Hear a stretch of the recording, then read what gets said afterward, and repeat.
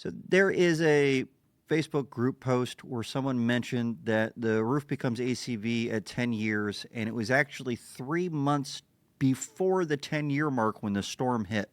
So the roof was 9 years and 9 months old, but then the carrier said to them, well, it only counts what the year is. They don't care what the month was that it was installed. So if it was installed in 2015 and now it's 2025 when the storm hits, then that is 10 years according to them in their policy. So let me tell you this.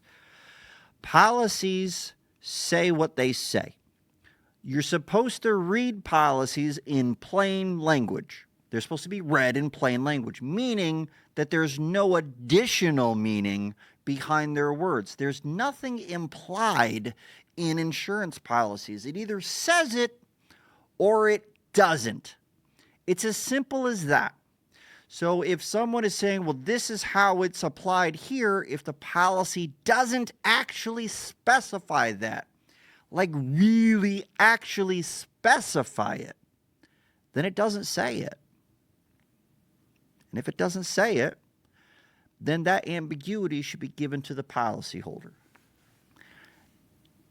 There's no reason that a policyholder can't push back on this and simply say, I don't see any language in my policy that specifies that this is based on a year-to-year basis. When it says 10 years old, it becomes 10 years old on this month. Policyholders have the power to do that. So just keep this in mind. If the policy doesn't specifically say what they're saying that it says, then they're wrong.